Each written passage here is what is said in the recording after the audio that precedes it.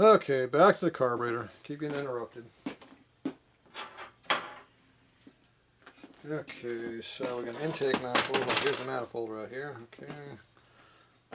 I'm going to leave this thing alone instead of dicking with it. Run out of time. Okay, you got to make sure the surface is nice and clean and not pitted or anything. It looks good. So that just goes right on top of everything else in a stack. We had the fuel line on the bottom one, so I know that bolt went right here. I think there'd be some kind of a washer in there, but I guess not.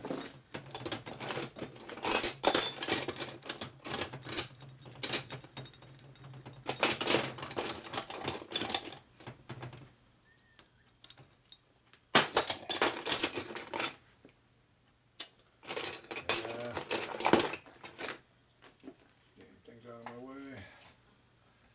There's the one I'm looking for.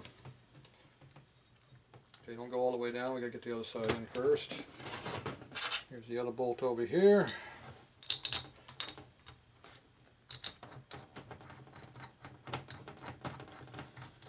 Just go down until they stop. Okay, then you want to make sure that the bolt does not go through and hit the float bowl. So you'll make sure there's a gap in there. Always make sure there's a gap. I don't see anything in there. It's pretty tight, so if you put a piece of paper in there or something like that, you will know if it's all the way in or not. So it's pretty easy. I can see in there with the light, but when it's on the bike, you can't see it. The other problem is the bolt's too long going in here. It can break. It breaks the throttle, the low speed circuit through here, and breaks it all up. Screws it up. So make sure your bolts are not too long. It's real common for them to be too long or too short. If they're too short, they only go a couple thousand, they strip. If they're too long, they go too deep and break things. Very common to be broken.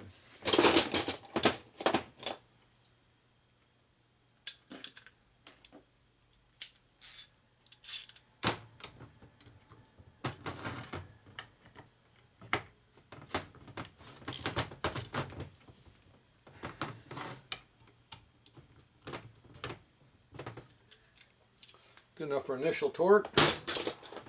Let the gasket seal in. Alright, so that's all pretty well buttoned up there. The last thing we got to deal with is the flanges here with new rubbers.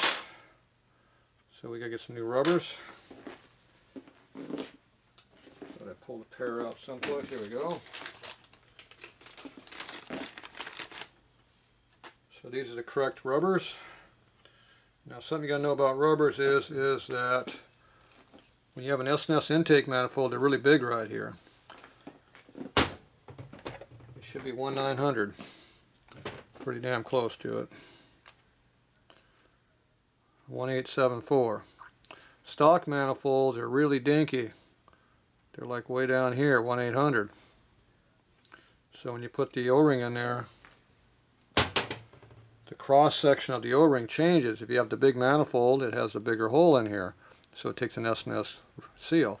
If you have a stock seal in there, it's thicker because the manifold's smaller.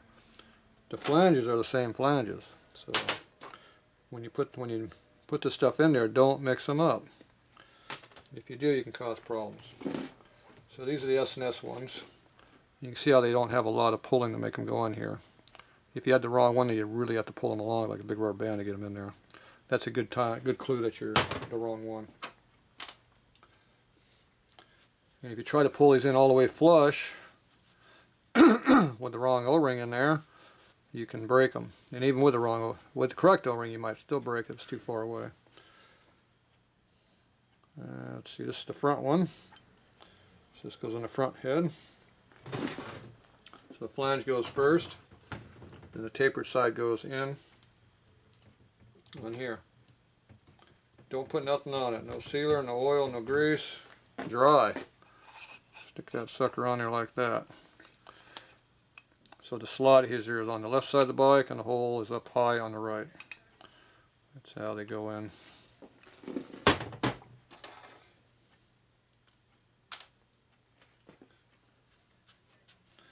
Now these ones I don't think were leaking. They look pretty good, but I think the manifold O-ring in here, one of them definitely was leaking, if not both, I think.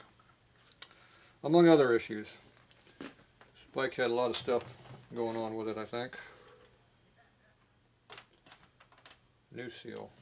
Don't use the used one, use the new one.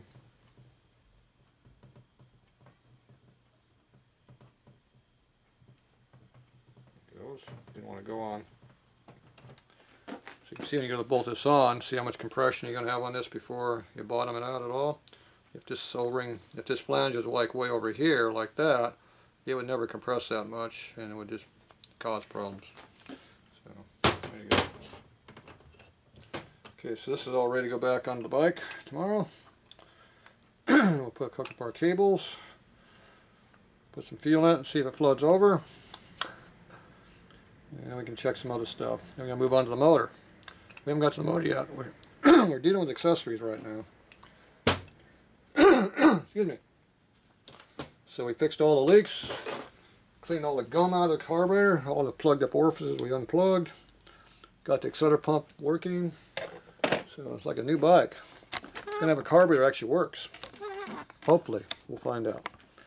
If it doesn't work, it should have. We definitely fixed a lot of problems. Alright, that's it for tonight.